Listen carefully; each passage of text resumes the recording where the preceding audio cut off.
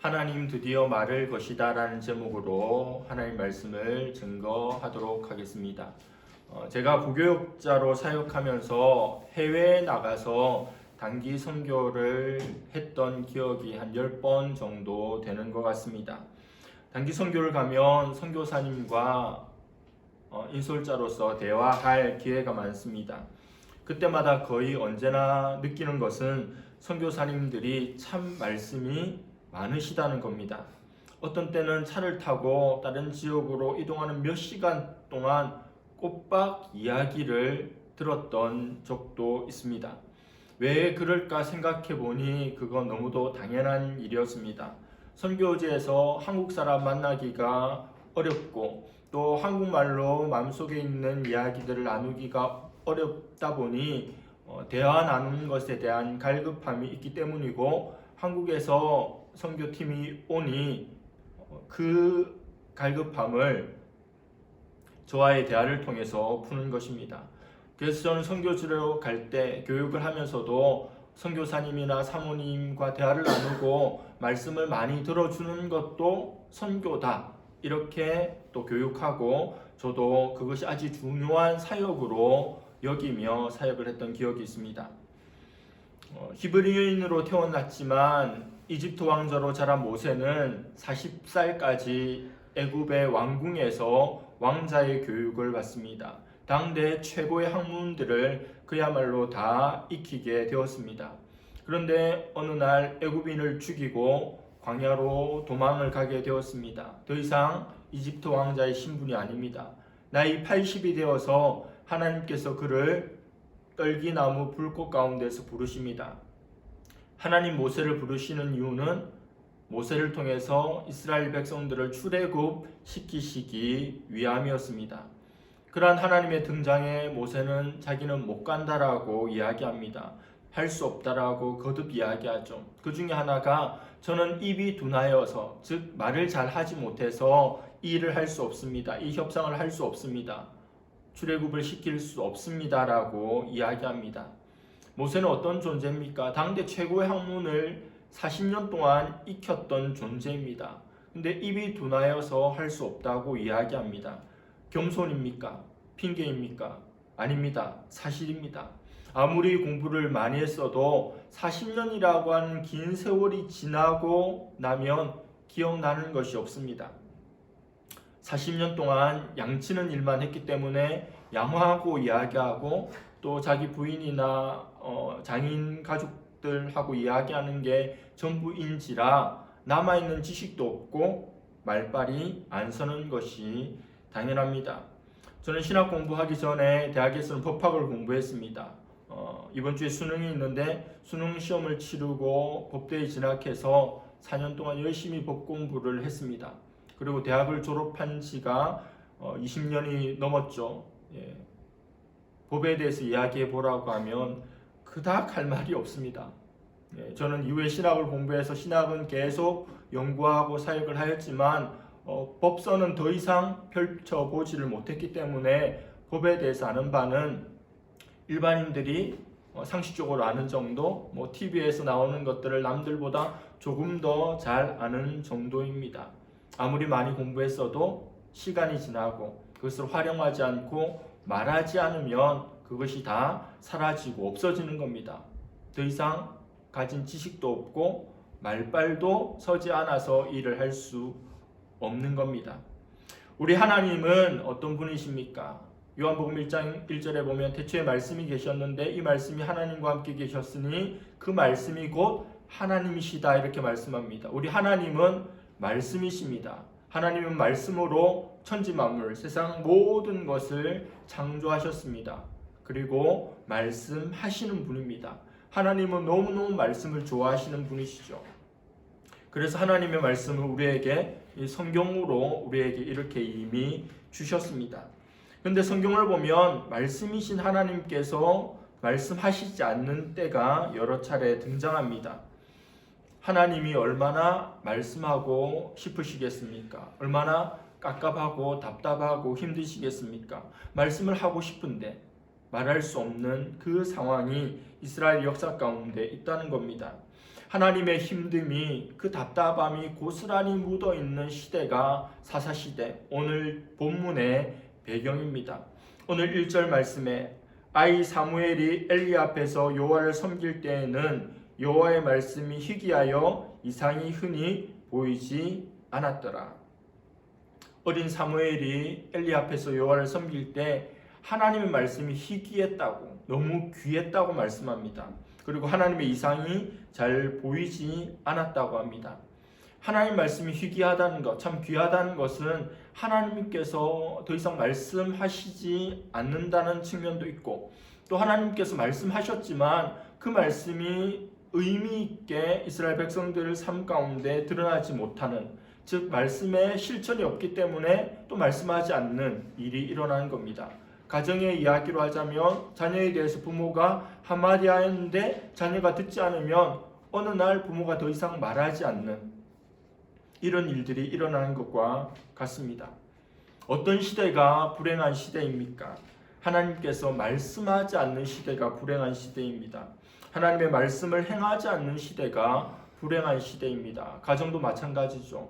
가족들이 대화를 나누지 않는다, 어떤 말도 하지 않는다, 그 가정이 불행한 가정인 것입니다. 이사야 29장 10절은 이렇게 말씀합니다.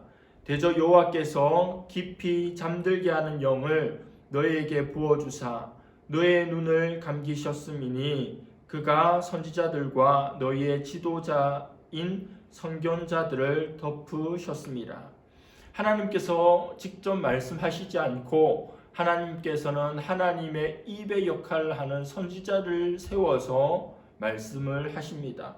선지자들 또 지도자인 선견자들을 세워서 말씀하시죠. 우리나라도 대통령이 있지만 또 정당에도 대표가 있지만 언제나 모든 경우에 최고 지도자가 말하지 않습니다. 대통령실에도 또 정당에도 대변인이 있죠. 그가 최고 지도자의 뜻을, 그 당과 또 국가의 뜻을 전하게 됩니다. 말씀하시기를 원하시는 하나님도 친히 직접 말씀하시기보다는 하나님의 종들을 세워서, 그 선지자들을 세워서 말씀하는데 그들을 덮으셔서 더 이상 말하지 못하게 하셨다는 겁니다. 제사장 엘리는 지난주에 살펴본 것처럼 하나님의 심판의 말씀을 들었습니다. 그 정도 들었으면 다리가 떨리고 자기 자녀들을 책망하고 제사장직 못하게 하고 하나님의 심판이 임하지 않도록 해야 함에도 불구하고 말로 훈계한 것 외에는 특별하게 하지 않습니다. 즉 죄악에서 돌이키지 않았습니다. 지도자 하나님을 사랑하지 않고 하나님과 소통이 되지 않으면 하나님이 더 이상 말씀을 하시지 않고 심판을 행하십니다. 하나님의 심판이 즉각적으로 한 번에 이루어지는 경우는 그렇게 많지 않습니다. 수많은 선지자들을 보내고 경고하고 또 경고하고, 그렇게 경고가 누적된 가운데 더 이상 소망이 없다고 하나님 여기실 때 그때 심판을 하시고 징계의 채찍을 드시는 것이지 언제나 첫 번째로 그냥 다 날려버리는 게 아니라는 말씀이죠. 사사시대에는 하나님의 예언이 계시가 없었습니다. 말씀을 듣는 사람도 없으니 들려주시는 하나님의 말씀도 줄어드는 거죠. 아모스 8장 11절은 이렇게 말씀합니다. 주 여호와의 말씀이니라. 보라, 날이 이르리니 내가 기근을 땅에 보내리니 양식이 없어 주림이 아니며 물이 없어 가람이 아니요 여호와의 말씀을 듣지 못한 기갈이라. 하나님께서 기근을 주시는데 먹을 것이 없는 기근도 아니고 마실 것이 없는 기근도 아니고 하나님의 말씀이 없는 기근을 주신다는 겁니다. 하나님의 말씀을 듣지 못하는 기갈이 온다는 거죠. 그러면 인간들은 어떻습니까? 영적으로 점점 말라가게 됩니다. 그리고 죽게 되죠. 이것이 비극입니다. 예전 대학부 사역할 때 종종 대학부 학생들이 하는 이야기들이 있었습니다. 예배 끝나고 오늘은 성경 공부 안 하면 안 돼요. 자기들끼리 밖에 가서 놀고 싶다고 이야기하는 거죠. 청년의 때니까 1년은 52주라도 어떤 때들은 놀게 하고 야외에도 가게 하고 다른 활동들도 하고 특강도 하게 합니다. 그리고 연말이 되어서 하늘 돌아보면서 졸업생들에게 한마디씩 하라고 하면 꼭 이런 말 하는 친구가 있어요. 체계적으로 성경을 배울 수 있기를 원했는데 그러지 못했던 것 같다고. 체계적으로 성경을 배울 수 있는 기회를 주는데 공부할 때만 되면 나가서 놀겠다고, 오늘 성경 공부 안 하면 안 되겠다고 그렇게 이야기를 하는 겁니다. 대학교에서 최고의 강의가 어떤 강의입니까? 어떤 강의죠? 휴강입니다. 휴강. 다 놀기를 원해요. 그 비싼 등록금 400만 원, 500만 원 내고 학교 가서 수업 안 듣는 게 최고의 강의입니다. 당시에는 좋죠. 4년 동안 아무것도 배운 것이 없이 졸업하면 그냥 욕하는 겁니다. 그렇게 원해도. 하나님 말씀도 마찬가지예요. 하나님 말씀을 들을 기회, 배울 기회가 있는데 오늘 휴강입니다 하면 너무 좋아해요. 그러나 그 다음에도 휴강하고 그 다음에도 배우지 않는다면 하나님의 말씀이 들어가지 않으면서 영혼이 점점 말라가고 마침내는 죽게 됩니다. 이것이 비극이죠. 우리 나이가 들어가면 들어갈수록 유산소 운동도 해야 되지만 근력 운동도 해야 된다고 하잖아요. 근력이 있어야 움직이고 또 힘이 난다는 겁니다. 말씀을 듣지 못하면 우리 속에 근력이 줄어드는 것과 같은데 하나님께서 그런 기근을 우리에게 주신다는 겁니다. 아무리 말씀하고 아무리 선지자를 보내도 더 이상 듣지 않으니까 그래 이제 내가 그만해야겠다, 말을 안 해야 되겠다 하시는 거죠. 2절을 보면 엘리가 누웠다고 말씀하고 사무엘도 누웠다고 말씀합니다. 밤이 되어서 자는 거죠. 둘을 대조합니다. 엘리는 자기 처소에서 누웠습니다. 제사장이 누워서 자야 할 공간에서 누웠습니다. 그런데 사무엘은 어디에서 누웠냐면 여호와의 전 안에 누웠습니다. 언약궤가 있는 그곳에 누웠습니다. 누구의 잠자리가 더 불편합니까? 아이 사무엘의 잠자리가 더 불편합니다. 그 아이가 눕는 장소, 자는 장소는 원래 잠잘 수 있는 침실이 아닌데 거기에 웅크리고 자는 겁니다. 왜요? 성소 안에 불이 꺼지지 않도록, 기름이 떨어지지 않도록 하기 위해서 불침번처럼 아이 사무엘이 그곳에서 잠을 자고 새벽에 기름을 보충하여 여호와의 전 안에 불이 꺼지지 않도록 하는 겁니다. 사무엘은 아이 때부터 엘리를 도와 엘리에게서 배워 성소에서 성전 봉사하는 일을 하였습니다. 그리고 피곤할 텐데 밤이면 여호와의 언약궤가 있는 여호와의 전에 머물렀고 그곳에서 잠을 잤습니다. 자기 처소, 자기가 자야 할 장소가 따로 있었을 것임에도 불구하고 사무엘은 궤 앞에 머물러 있기를 즐거워했습니다. 밤이나 낮이나 하나님과 함께 있기를 기뻐했습니다. 아까 모세 이야기를 하였지만 모세의 후계자는 여호수아죠.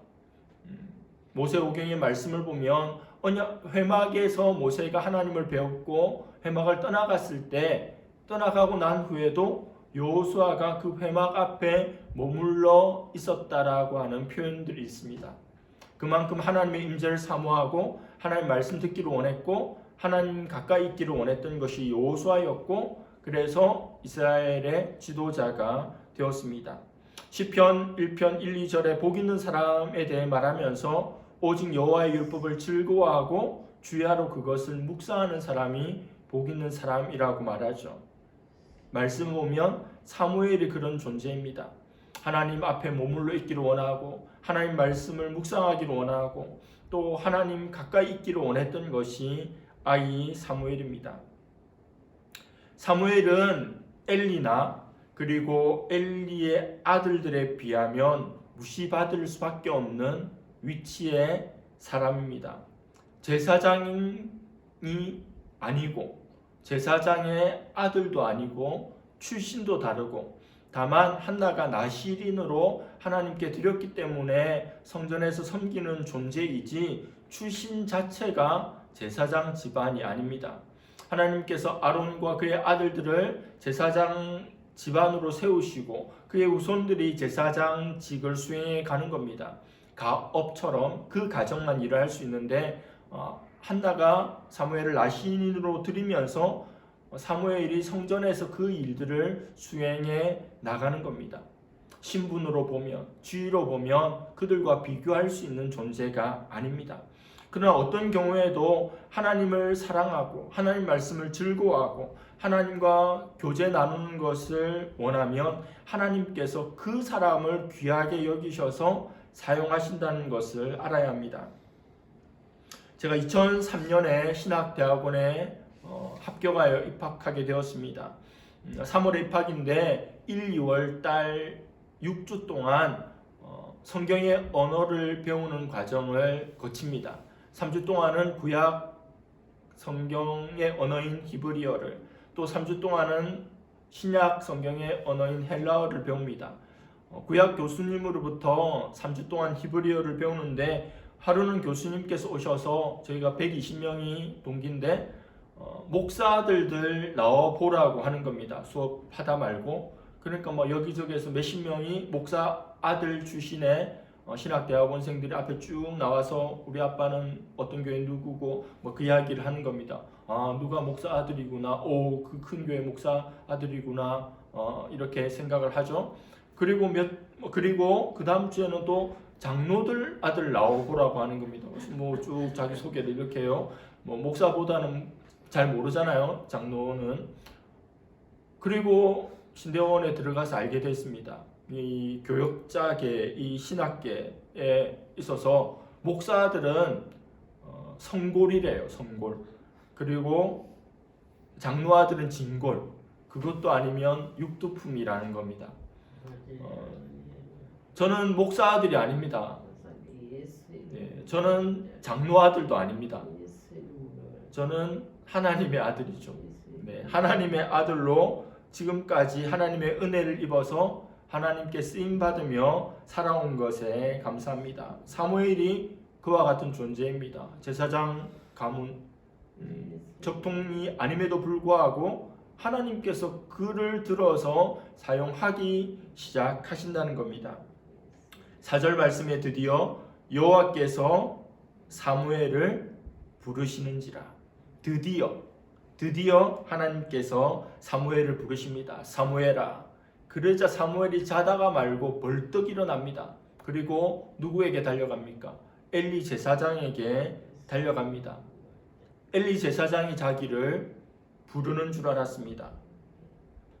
엘리는 하나님이 사무엘을 부르시는 걸 몰랐습니다. 그래 처음, 두 번째에는 나 너 안 불렀는데 이야기합니다. 세 번째도 나는 안 불렀는데 하면서 아, 하나님이 너를 부르시는구나 그제서야 깨닫습니다. 그리고 하나님께서 너를 부르시면 너는 이렇게 대답해라고 하면서 입에다가 말을 넣어줍니다. 9절입니다.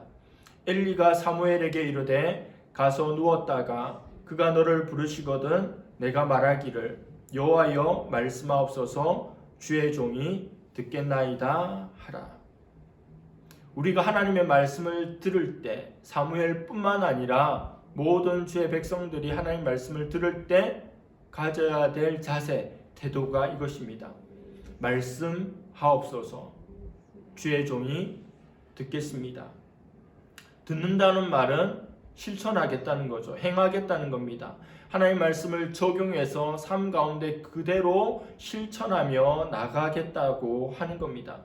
하나님 말씀을 적용하고 실천할 생각이 없이 드리는 예배, 또 그럴 의사가 전혀 없이 읽는 성경이 무슨 의미가 있습니까? 하나님 말씀을 행하지도 않겠다는데, 하나님 말씀대로 뜻대로 살지도 않겠다는데 예배는 드려서 무엇하고 성경은 읽어서 공부해서 무엇합니까? 오히려 더 독이 됩니다. 몰랐을 때는 내가 몰라서 그랬다고 말할 수 있지만 알고도 행하지 않는다면 그 일에 대한 책임이 있습니다. 하나님 말씀을 듣기 원하고 알기 원하고 행하기 원하는 저와 여러분들 될 수 있기를 바랍니다. 사무엘이 하나님의 부르심을 받고 알지 못한 이유가 있습니다. 7절에 보니 아직 여호와를 알지 못하고 여호와의 말씀도 아직 그에게 나타나지 아니한 때라 이렇게 말씀합니다.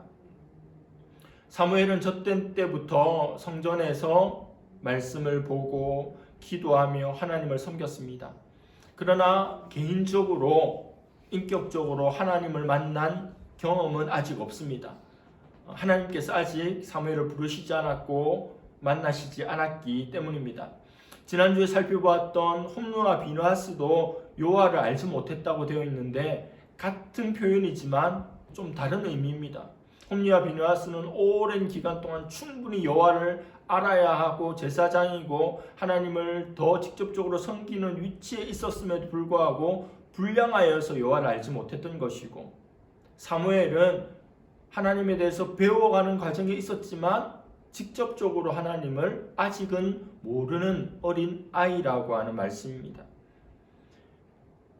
하나님이 처음으로 사무엘을 부르시고 사무엘에게 주시는 말씀은 지난주에 어떤 하나님의 사람이 받았던 말씀과 같은 것입니다.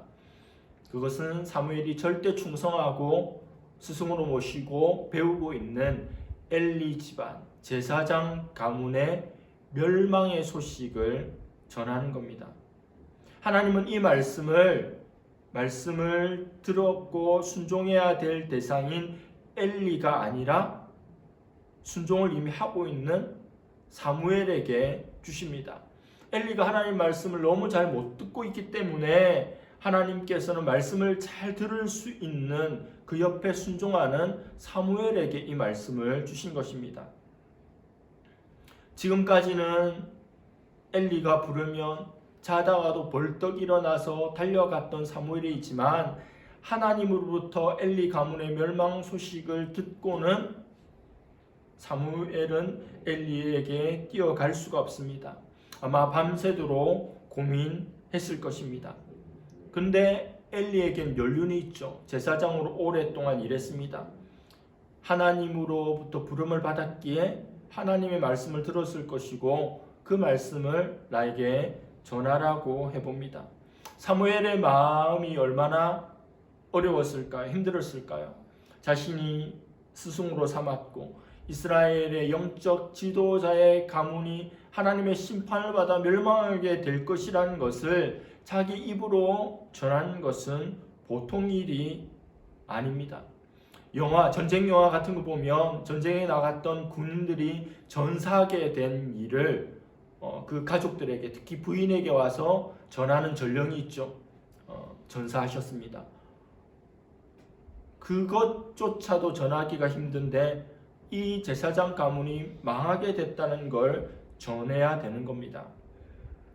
메신저는, 하나님의 입인 선지자는 힘들고 어려워도 또 내가 전해야 될 대상에 대한 껄끄러움이 있어도 또 그 사람이 대단한 권력자, 실력자, 지도자라 하더라도 하나님께서 전하라고 하시면 전할 수밖에 없습니다.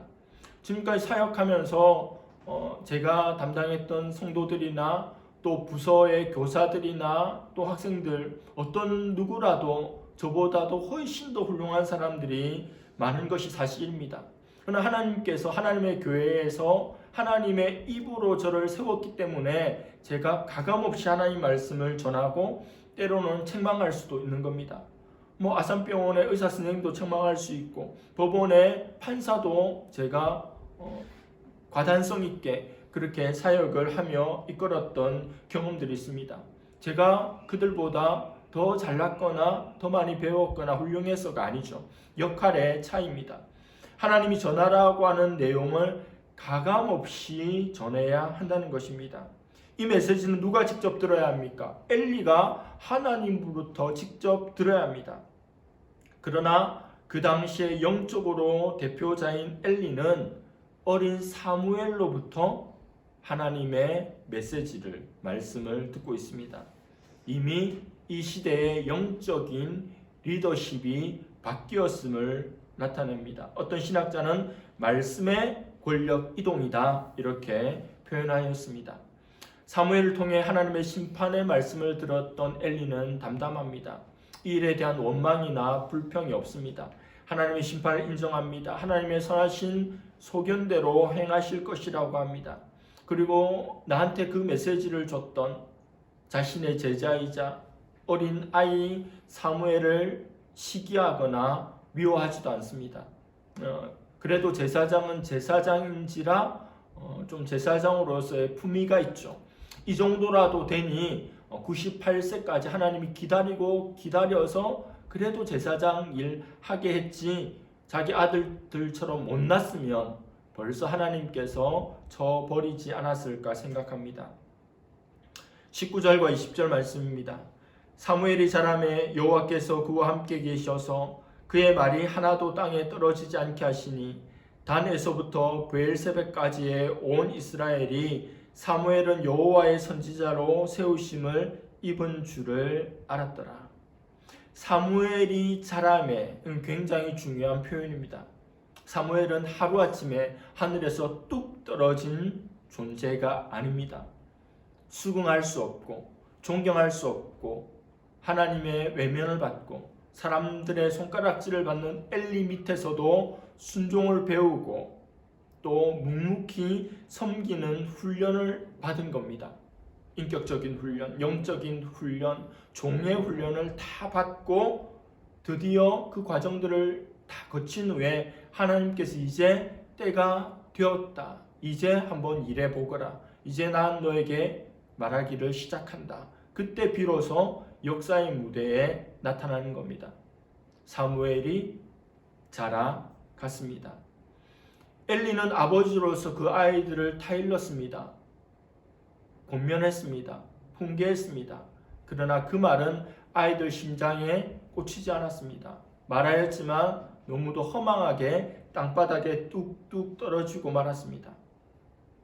말이 땅에 떨어진 것은 그 말에 능력이 없고 그 말에 권위가 없고 그 말대로 이루어지지 않는다는 겁니다. 선지자가 주의 말씀대로 다 전했는데 그 말씀이 이루어지지 않는다. 그러면 하나님께서 그 선지자는 가짜 선지자다 말씀하시죠.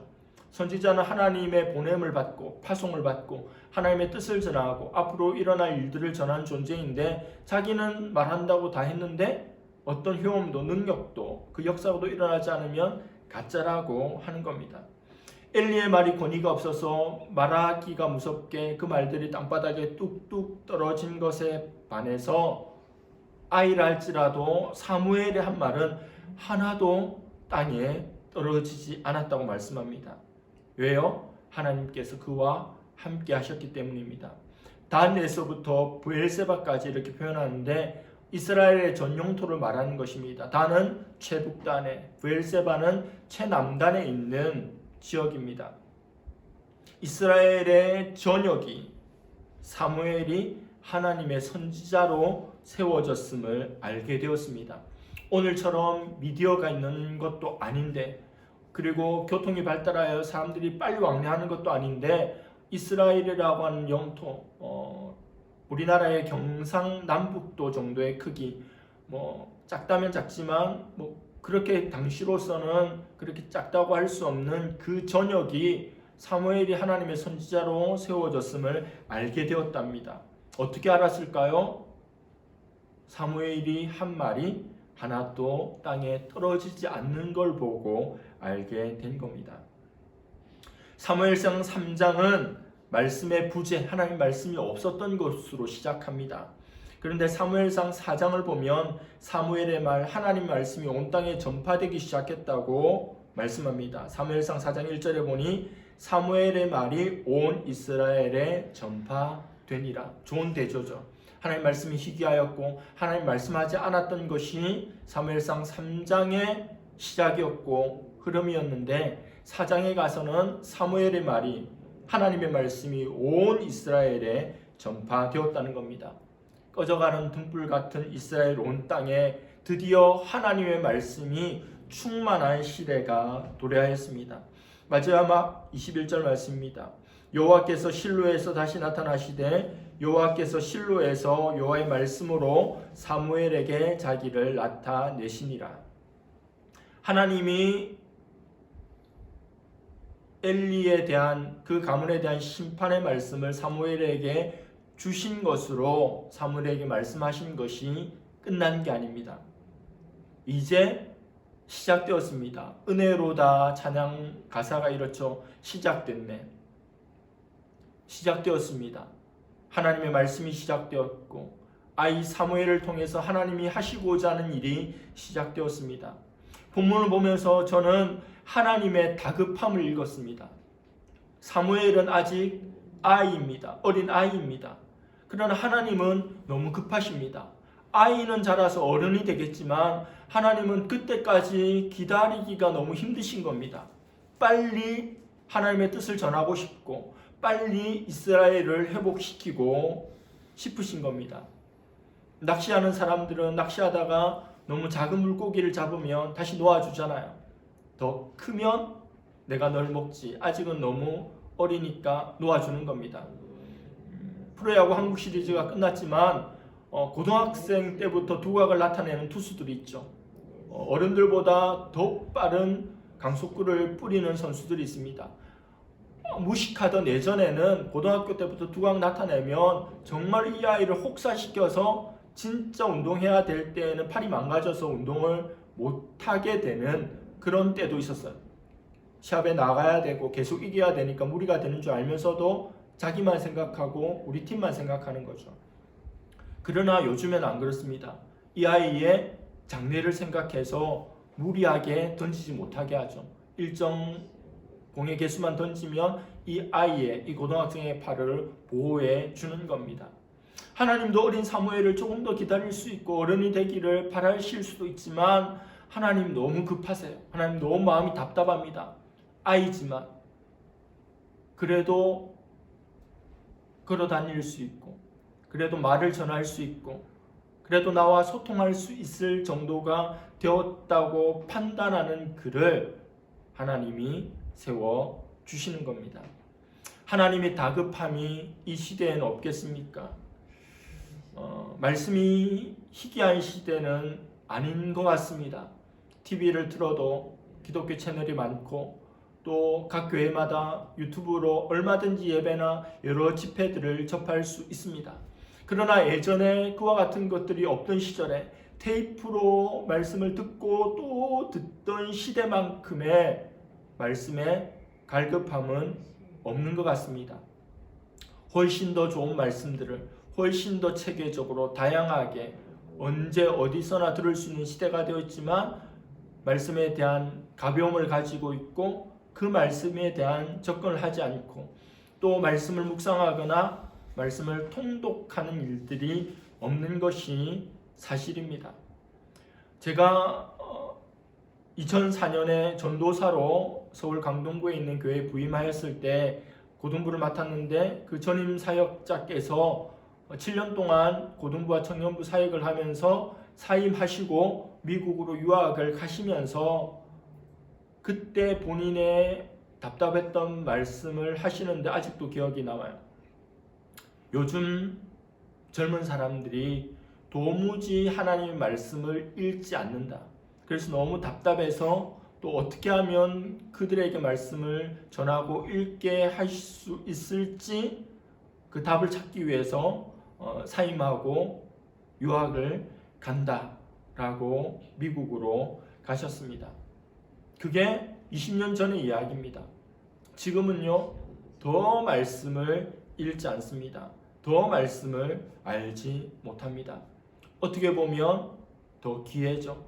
하나님의 눈에 띌 기회입니다. 모두가 말씀을 사모할 때는 다 사모하니까 하나님 눈에 웬만해서는 띄지 않습니다.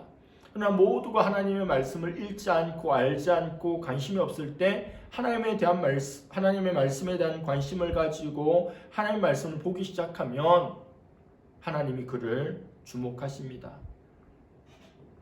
하나님의 다급함이 이 시대에도 여전히 있습니다. 하나님과 소통하는 자, 하나님의 마음을 헤아리는 자, 하나님을 시원케 해드리는 자, 하나님께 영과 진리로 예배하는 자, 하나님 한 분만으로 만족하는 자를 하나님은 지금도 수천 년 동안 그러셨던 것처럼 찾고 계십니다. 이 가을 말씀 앞으로 나아가기를 바랍니다. 모두에게 주시는 말씀뿐만 아니라 나에게 들려주시는 특별한 하나님의 음성을 사모하고 듣기를 바랍니다. 송이 꿀보다도 더 단 하나님의 말씀의 풍성한 은혜를 누리는 우리가 될 수 있기를 간절히 바랍니다. 기도하겠습니다. 하나님 아버지 감사합니다. 오늘 사무엘상 3장의 말씀을 묵상하였습니다. 드디어 아이 사무엘에게 말을 거시며 사무엘을 통하여 하나님의 뜻을 전하시고 사무엘을 통하여 온 이스라엘의 말씀의 부흥을 일으켜 가시는 하나님을 보게 되었습니다. 하나님의 답답함이 말씀 가운데 느껴집니다. 하나님, 이 시대에도 하나님의 답답함이 있음을 알고 있습니다. 하나님과 소통하기를 원합니다. 하나님 말씀을 보기를 원합니다. 하나님 말씀을 실천하기를 원합니다. 하나님의 뜻을 온전히 이루어 드리기를 원합니다라는 고백이 우리들의 고백이 되게 하여 주시옵소서. 그리하여서 하나님께서 말씀을 거시고 또 우리가 하나님에게 말을 걸며 하나님과 더불어 먹고 마시며 하나님과 함께 살아가며 하나님을 즐거워하며 하나님의 마음으로 이 땅을 살아가는 우리 모두가 되게 하여 주시옵소서. 감사드리며 예수님의 이름으로 기도드립니다. 아멘.